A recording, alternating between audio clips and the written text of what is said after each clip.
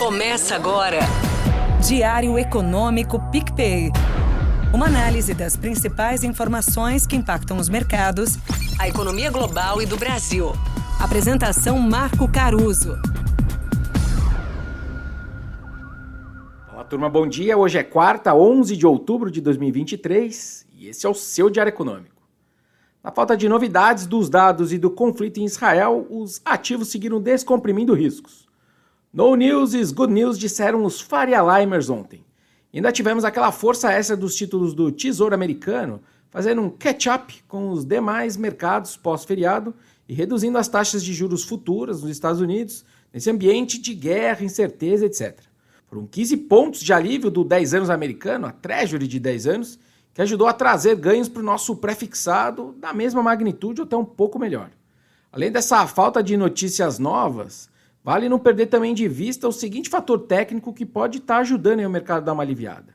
Na sexta agora, antes da guerra, a gente já tinha sinais de que aquela piora dos mercados que a gente vinha vendo, dos juros altos americanos, que ela estava querendo perder fôlego. Basta lembrar que os números do mercado de trabalho dos Estados Unidos vieram bem fortes na própria sexta, machucaram os mercados ali num primeiro momento, na parte da manhã, mas para logo depois aliviar à tarde.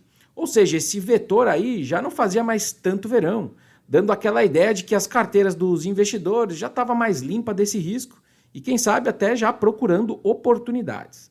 Então, fora a pausa na escalada do conflito, foi um pouco disso que a turma fez ontem, caçar alguma pichincha por aí. No Brasil, um jeito mais light de fazer isso foi aplicar nas NTNBs. Com um pouco mais de pimenta, vamos dizer assim, tinha o nosso pré-fixado que estava apressando uma Selic acima de 10%, e hoje já voltou para 10% redondo. Ou mesmo, com um pouquinho mais de pimenta ainda, tinha a nossa bolsa, que ontem, por exemplo, avançou 1,5%. O nosso câmbio também mostra bem como a conjuntura anda mais fluida, digamos assim. Ele chegou a bater 5,20 no começo da semana e agora já está de volta ali para o 5,05. Bom, mas para o dia a seguir nessa toada, tem que combinar, entre outras coisas, com 3 eventos da agenda. Primeiro, às 9 da manhã, aqui no Brasil, a gente tem o IPCA do mês passado. A gente aqui no PicPay tem uma projeção acima do consenso, de 0,36% contra 0,33%, mas boa parte dessa surpresa deveria vir de itens de maior volatilidade, como o preço de combustíveis, passagens aéreas e alimentos também em menor deflação. Quando eu olho aqueles núcleos de inflação que contam uma história de prazo maior, mais importante, por exemplo, para o Banco Central, a expectativa é de mais um mês com um qualitativo melhor do que o número cheio indicaria. E aí, se for por aí, a gente segue com uma história positiva de desinflação no curto prazo aqui no Brasil. Logo depois, às 9h30, sai a inflação no atacado nos Estados Unidos. O efeito do petróleo mais alto dos últimos meses já vinha aparecendo nesse indicador nas últimas leituras, e a expectativa é que isso também tenha perdido fôlego no mês passado. Quem sabe não é então mais um ponto aí para esse curto prazo de menos inflação que eu estou dizendo. E por fim, no meio da tarde, sai a ata da última decisão de juros do BC americano. Relembrando, naquela ocasião eles mantiveram os juros entre 5,25% e 5,5% ao ano, e a maioria dos diretores ali do Fed projetava a necessidade de uma alta extra dos juros até o final desse ano.